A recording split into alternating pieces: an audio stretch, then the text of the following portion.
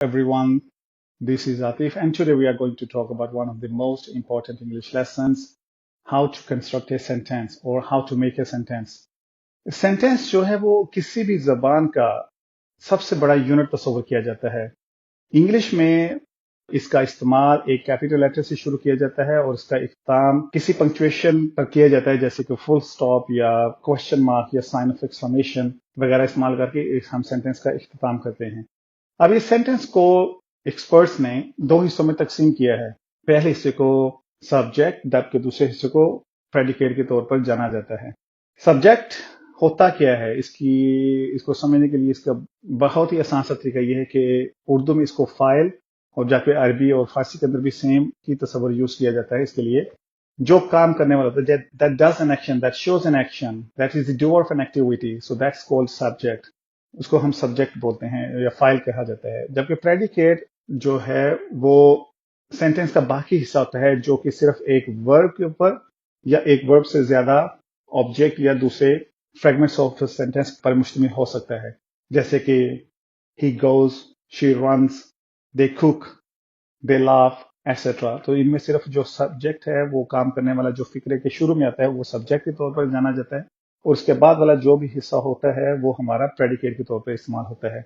तो सब्जेक्ट को हमने समझ लिया. अब प्रेडिकेट में जैसे वर्ब मैंने बताया, वर्ब और ऑब्जेक्ट भी शामिल होते हैं. तो वर्ब क्या होता है कि वर्ब इज एन एक्शन और एक्टिविटी जो कि सब्जेक्ट परफॉर्म करता है. ये आपस में लिंक्ड होते हैं. इस तरतीब को याद रखिएगा. इंग्लिश के अंदर ये किसी दूसरी जबान में बिल्कुल मुख्तलिफ हो सकती है, लेकिन इंग्लिश के अंदर जब भी आपने कोई फिक्रा बनाना है या कोई सेंटेंस आपने कंस्ट्रक्ट करना है तो उसकी आपने तरतीब को बिल्कुल भी मिस नहीं करना. सबसे पहले आप फिक्रे का आगाज सब्जेक्ट से करेंगे, उसके बाद उसका वर्ब आएगा और उसके बाद हम ऑब्जेक्ट का इस्तेमाल करेंगे और ये सारे एक दूसरे के साथ चेन अप हैं, ये आपस एक दूसरे के साथ हुक्ड हैं. हम इनको आइसोलेट नहीं कर सकते एक दूसरे के साथ. फिक्रे के अंदर सबसे जो इंपॉर्टेंट चीज एलिमेंट है वो वर्ब होता है कि वर्ब के बगैर कोई भी फिक्रा बनाया नहीं जा सकता.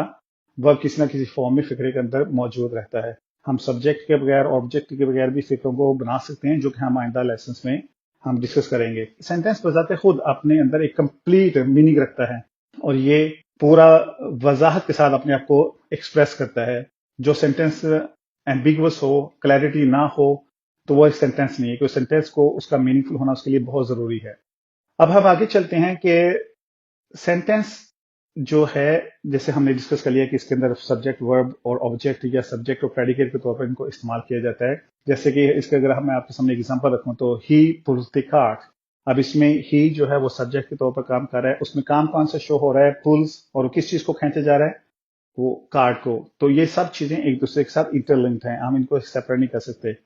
जैसे अब दूसरी एग्जांपल अगर हम इसको इस तरीके से देख लें कि stars shine in the sky, तो इसमें सब्जेक्ट कौन सा है, काम कौन सा हो रहा है और काम किस पर किया जा रहा है. तो अगर इसी सब चीजों को हम अलग अलग करके देखें तो हम बहुत आसानी से इस चीज को फाइंड आउट कर सकते हैं कि इसमें जो काम करने वाला है, जो सब्जेक्ट है वो स्टार्स हैं, इसमें जो काम हो रहा है वो शाइन है, और काम जिस चीज पर किया जा रहा है या काम जो उसके साथ कनेक्ट हो रहा है, जिस चीज पर काम किया जाता है उसको मफूल कहते हैं और स्काई के अंदर वो मफूल के तौर पर इस्तेमाल हो रहा है. Children play in the playground. So आप इसमें चिल्ड्रन सब्जेक्ट है, प्ले इसमें वर्ब है और प्ले ग्राउंड ऑब्जेक्ट के तौर पर इस्तेमाल हो रहा है.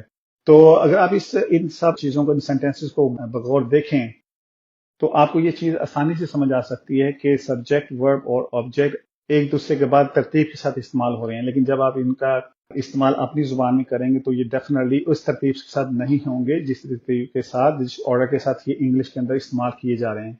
Thanks for watching my video on daily learning English.